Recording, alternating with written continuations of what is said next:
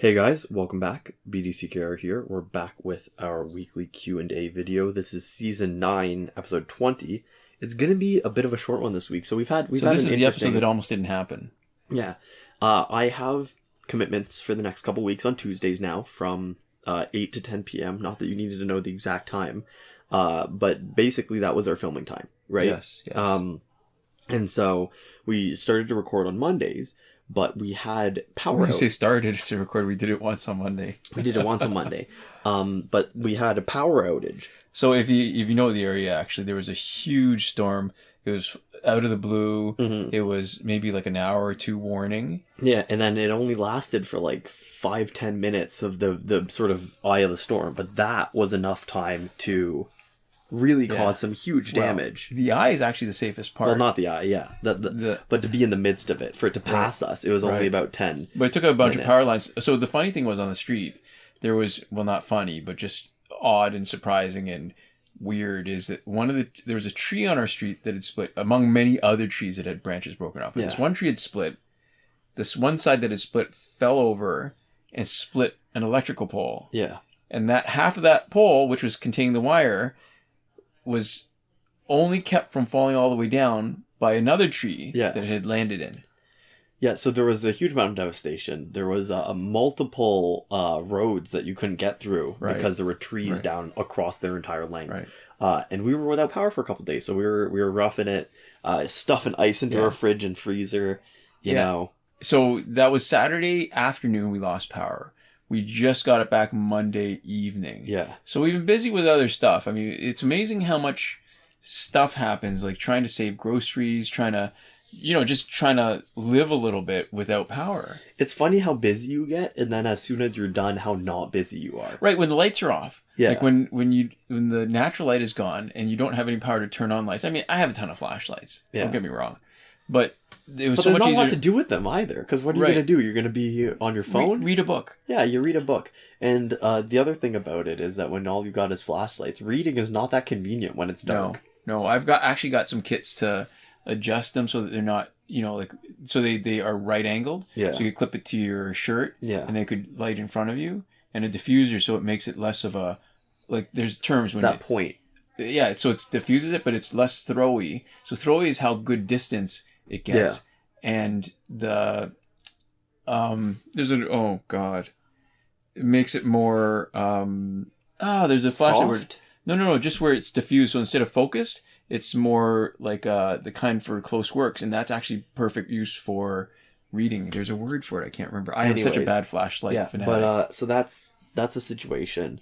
So we came pretty close. Like the footage you're going to watch is going to be old footage, because I don't know if it's obvious, but when there's no power, I think I'm going to save my phone's juice for phone calls and other kinds of emergencies. Yeah, sort of getting our house in order, as opposed to playing video games, as fun as video games are. Yeah. So it'll be slightly shorter this week just because of our other sort of...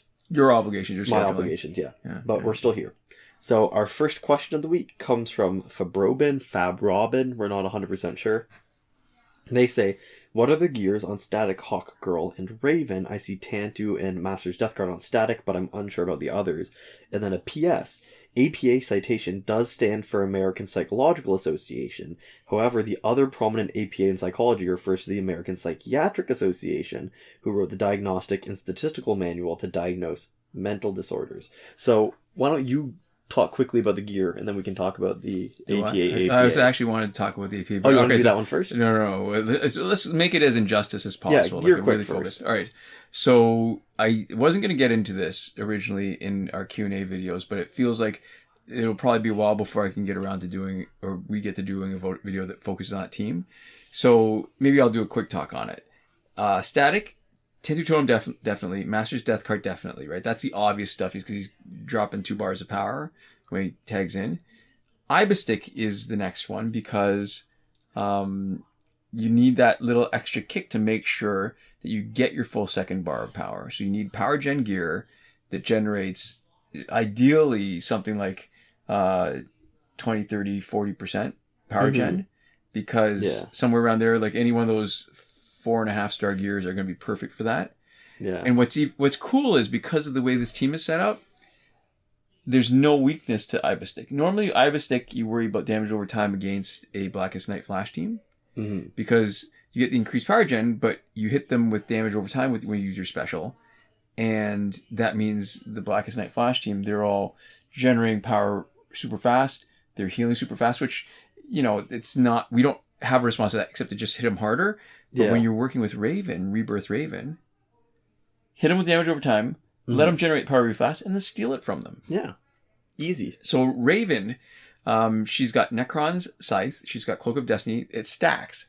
So the boosted stun damage, if we're taking static, and we have two options. We can drop a special 2 that does a huge amount of damage, multiple hits. Yeah. Or we can do a special 1 with, as long as it's unblocked, it's guaranteed stun. And then Raven comes in, twice boosted stun damage, Electro Gauntlets to increase the chance of stun on tagging if they're not already stunned. Yep. And it boosts special 1 crit chance. So her special 1 will do more than 150,000 damage, even if you don't max out the swipe. Yeah. What that means is that's more than enough. Because, listen, you've stunned with static. 150k is going to be almost guaranteed more than enough to knock the other player out. So what it means is you're bypassing any subsequent, so anything past the first invulnerability of Astral Harness. Mm-hmm. You are bypassing Raven's health swap. Yep. You're bypassing New 52 Shazam's low health tag out. Yeah. And if it happens they have a revive, her second hit is going to do more than 150,000 K of damage, and it can take out somebody who revives. Mm-hmm. This is like the platonic ideal in some ways of the team. It's just that it takes a little bit longer to do the specials, which is why this team is not as fast as the Flashpoint team. Yeah, so there we go. So you want to make sure though on Raven, you don't want to give her any power gen gear. But on a team with static, the interesting thing is it's not as important. So let's say you have a bar of power, you have more power than the person who you're tagging in against. Yeah. It's still okay because as long as you've got 1 bar, if they're stunned, special 1. They're gone, yeah. They're out, and then you just tag her back out. Hawkgirl is really there for her passive, so we've geared her as a tank. We don't really care about what she can do. We just want her to survive long enough, because when a team like this that relies so much on Raven tagging in and out, we want to be able to do it fast, and we want to be able to keep on doing it so that we can take advantage of her passive and of the gears on static. So she's just a tank. So she's got Batman Ninja Helmet, Killer Croc Companion, and King Gold Soda. Mm-hmm. So there we go. Super team. And so now we can talk about the American Psychological Association and the American Psychiatric Association. Yeah. So it's neat to me that something that's the American Psychological Association has such an outsized influence on style. Yeah, for scientific writing. It's not even necessarily scientific writing, because I think besides the Chicago Style Manual and stuff, some people still use that. Like it may not be just scientific, it's journalism, right? It's like some newspapers, some media outlets will follow their style, won't they? Yeah. APA citation, I don't think it's as many like journalist things. Okay. I think most other things use like Chicago or something like that. Right. Or MLA. Right? Yeah. But for science writing, I think the American Psychological Association, it's really interesting how these groups have these really huge sort of impacts on the way we write. And it's interesting the way that we decide to standardize, right? Because you sort of have to pick something. And at some point you just have to make up a lot of rules. And one of the things about some of the APA, I mean, as we talked before, I'm sort of familiar writing an APA. Not all of it is the nicest looking. So one issue I have is the headings and subheadings. Mm-hmm. So like the first heading will be like center aligned, bold, right? Mm-hmm. The second like heading will be left aligned, bold. And the third heading will be left aligned, bold and italicized for like the sub layers. So how it works is... So is it lower, smaller font? Like it just seems like it's not. So that's odd. Yeah, I mean, I've never paid attention. It feels a little weird. It feels like it should be, as you come to smaller areas, like the title should be smaller in some way. Yeah, it feels like the title should get bigger and then smaller. But they mostly actually don't want you changing the font size at all. Huh. And so that's really weird, and it doesn't feel right to me. Because, and if you use a word processor, your automatic sort of level 1, level 2, level 3 headings, right? Right. don't work like that. They do tend to get bigger and go smaller. So it feels a little unnatural. But what I like about it is there's a lot of sort of formatting stuff that you maybe have to make one choice or another with. And what I like about APA is that if you have to do APA formatting, it takes that decision largely out of your hands. You have to learn it, but anytime you have a question about like, oh, do I do X or Y, it will tell you. So it doesn't become like a stylistic preference thing. And I think if you're like, I know everybody has their own preferences or stuff. So one thing I know about myself in my writing is I like using commas a lot and I like using brackets a lot.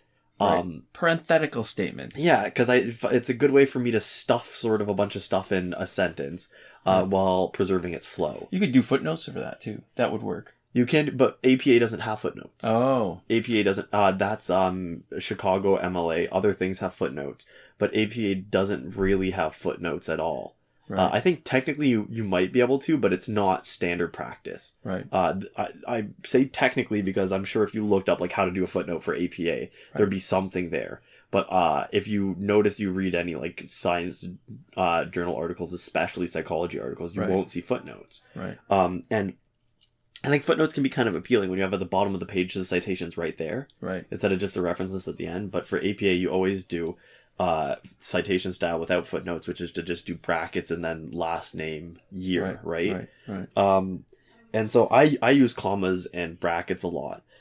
And, you know, I have friends who don't at all, right? Who like their sort of shorter sentences and do more. They say what they mean, they get to the point. So when you're editing for somebody else, I think it'd be very easy for your stylistic choices to sort of bleed into recommendations for how other people should write.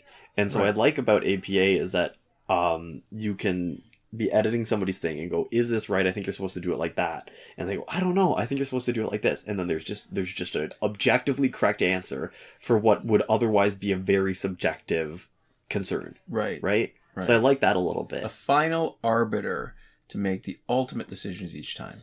Yeah, and for stuff like that, because a lot of times it's very low stakes. You don't care a lot. You just want the decision taken out of your hands a little bit. But see, this is, again, this was actually the point I wanted to make about the American Psychiatric Association. Yeah. Where, you know, the opposite of actually having a final say. Like, before, you know, we were talking about when English, you could spell anything the way you wanted. Before there was the first dictionary. It was. People just accepted that things were spelled differently. There's no one right way. Yeah. Can you imagine the spelling bees?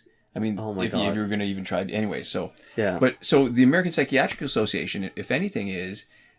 when you see the different revisions... so, they have the Diagnostic Statistics Manual. Yeah, so the DSM. Yeah. And it's gone through a bunch of iterations. We're into 5 right now. We're into 5. And what's funny is that it is really just arbitrary, and nothing brings home the point more than that they used to be one of the things that are often cited as the problematic issues of DSM and why you've got to at least be willing to interpret things a little bit more and not just use it as the absolute final prescriptive judge is how they used to treat homosexuality. And they used to treat that as a disease. Yeah. And they were wrong. But it's a relatively old example that people keep on citing, but there's a couple of, like, I'm looking at DSM-5 now, and there's some really interesting things that they've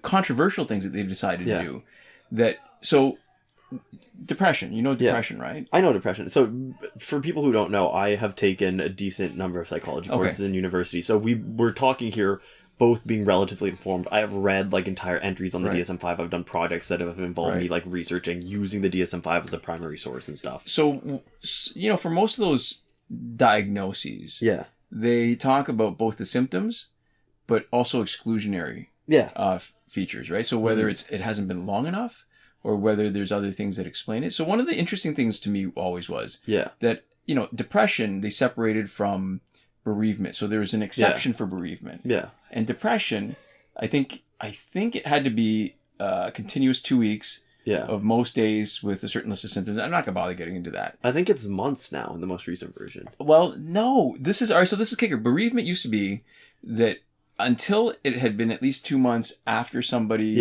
had suffered a loss, you couldn't diagnose depression. Mm-hmm. And because I guess the assumption is just that that's normal sadness. It can be normal sadness, yeah. and that in 2 weeks, the 2 weeks that it takes to make the symptoms aren't enough if you're still in the midst of bereavement. Yeah. And they eliminated that exception now. And it's problematic both ways because, like you said, so something that has been going on for a couple weeks that is more severe than you would expect for somebody who's grieving. Yeah.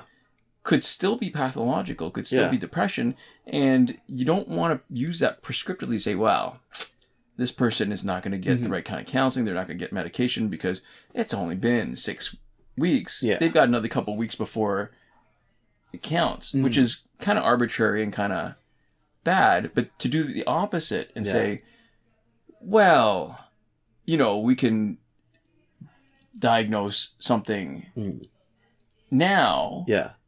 And what it eliminate, I guess the nuance it's missing is that grief isn't the same as depression. Yeah. Teasing the difference out can be difficult. And when they put arbitrary kind of limits, the same way they can arbitrarily decide that, well, this is pathological and this is not. Yeah. I think it undermines a little bit. The more obvious controversies there are, it undermines the credibility a little bit. Whereas, like years ago, they used to be the real absolute kind of standard by which people would judge things. Yeah. So it's interesting. I've taken a lot of psychology classes. I am sort of knee deep in this. So first off, there's a lot of people who don't use the DSM, including like psychiatrists, like people who are diagnosing people. You don't have to use the DSM. And there are, I think, more people who use a blended method of different sources and different sort of knowledge bases than there are who use DSM purely when people are surveyed. Well, I think that's coming up. That's happening more, I think, because part of the credibility is being, it's not nearly the kind of authority that it used to be. Yeah. And so part of the issue too is that you have to break down, why do we even care about diagnoses? And I'm not saying crass. I'm not saying like, why do we care about the people being diagnosed? Can I answer that? Can I try? Yeah.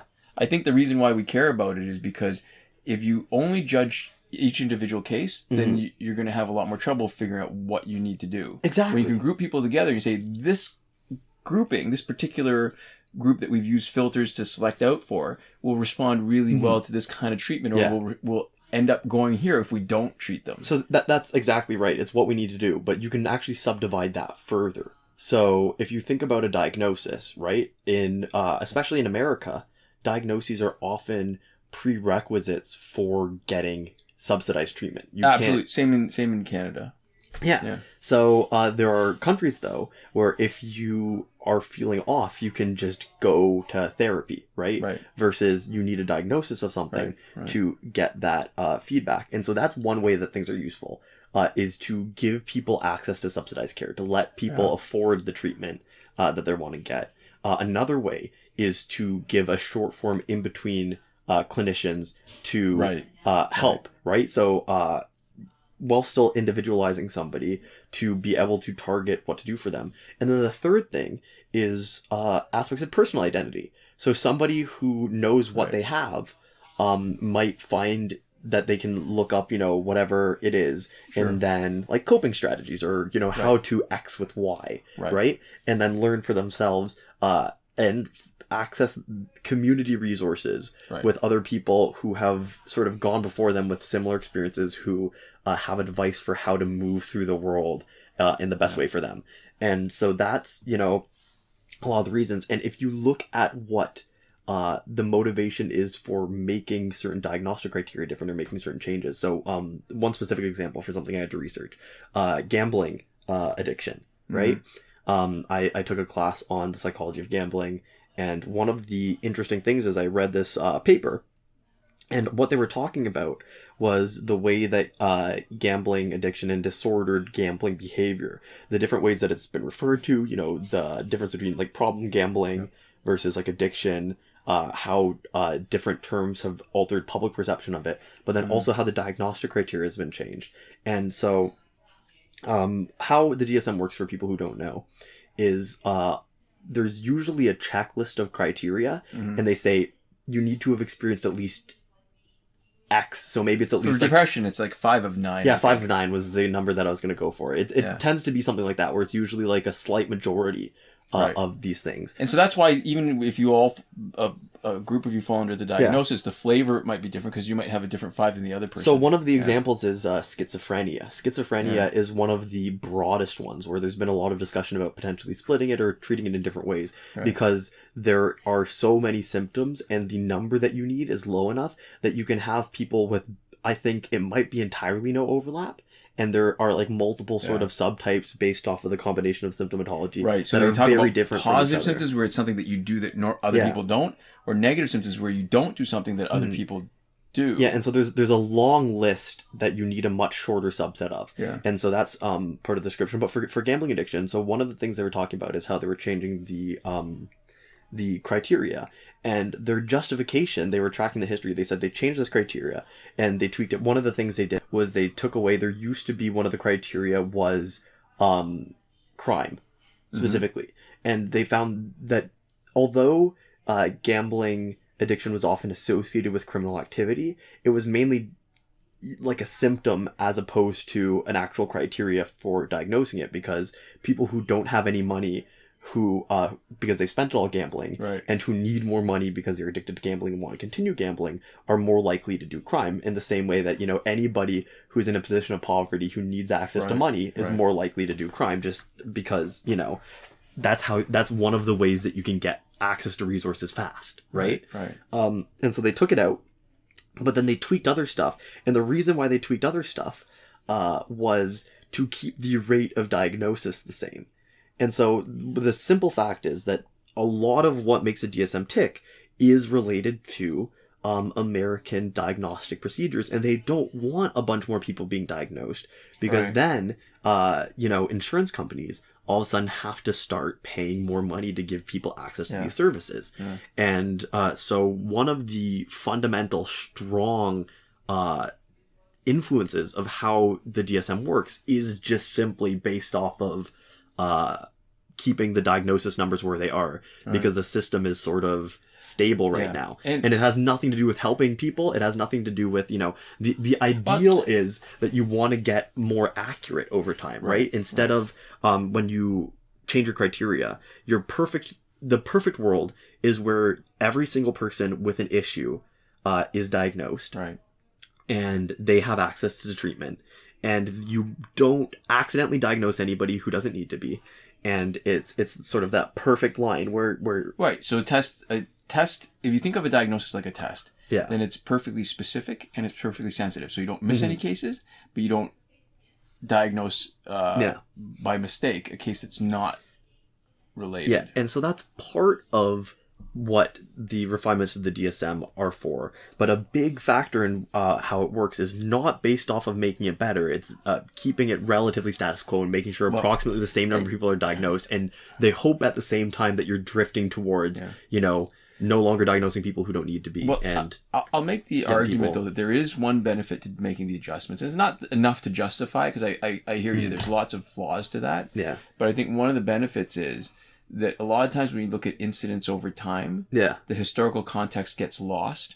So if you do it so that you don't have to remember that this is when they change the criteria, to see it makes it easier to crunch the numbers. It makes it easier to really see what other influences there are that are having an impact on the prevalence of something. Yeah, so that's one thing. But the other thing that you could do, which frequently is done when you like are updating the tools and stuff, is that you can test the population that you tested before and see how that changes, right? So you run back people who were, you know, threshold, sub-threshold, and gen pop, and you test them on both the old and the new, and then you get a comparison point. So you say this population, X% of people were diagnosed before, now X% of people are diagnosed. This is, you know, out of the groups, the people who were diagnosed before, this many percent, and that also lets you set up a direct comparison a lot easier. So so that's one of those things, is that it ends up being a complicated and inherently political document. Instead of just a document that's primarily about helping people. Speaking about political, then the one point I want to make, when you said earlier that there's going to be a lot of people who use it, I think it's more so psychologists than psychiatrists that are going to use a blend, only because I think it's actually more critical to be able to justify as a standard of care following the DSM than being allowed to deviate because of how litigious American healthcare is. So if you do something that deviates from the norm, you're going to have to really justify it in order to, one, hopefully avoid litigation, but two, potentially win litigation if somebody decides, hey, you're not doing what the DSM says. You're not doing what the APA, the non-writing APA does. Well, the DSM doesn't actually tell you what to do. No, but it means that you have to, in order to be, it does indirectly because if you can make the diagnosis that this is something, then you can justify treating them. If they don't meet the criteria, then there's a bigger burden on you to justify saying, this is why I gave this person this drug that ended up having these side effects that hurt them in a way. And that's why I think you don't need to take my money away from me because you're suing me. Yeah, and it's very complicated. It's a really sort of complicated system. And one of the other things is we're talking about sort of the shortcomings of the DSM. You also don't want people just going out and making decisions based off of their past experience and not informing it with data. That's something called clinical judgment. And there's been a lot of research that has shown that clinical judgment isn't great. So you want to be able to have these people buffering their personal opinions with data and tests and everything else. But it's important to approach it with with skepticism and being appropriately critical and recognizing that neither thing on their own is going to really get the job done for you. That was a long discussion of non-injustice stuff and just talking about psychology. So I'm glad we got to the injustice stuff first. But so we are here. We are out of time. I have places to be, and workshops to attend, trainings to go to. So we'll have to cut it off here. But to end off, I'd like to give a shout out to Eliza, Yiddish Big Band listener, Kaiten. She listened to a Yiddish Big Band recently, and they told some jokes that were apparently very funny. And so this shout out was brought to you by Yiddish men making Yiddish jokes. They're apparently quite good. We'd also like to give a huge thank you to all the lovely folks who support us on Patreon. That would be Bombo Ben, Consul Peasant, and Edwoon at the top tier last word. Sinemac and Mohammed Albshaiti at the Your Message Here tier. Shawn, Farrell, Daniel Simonson, Aaron Maule, Michael DeVries, Brandon C., Irvin Ruiz, Eddydoo, and Hoshi127 supporting us on the credited level.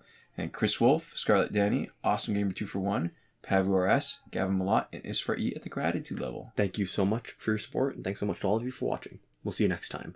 Komoda.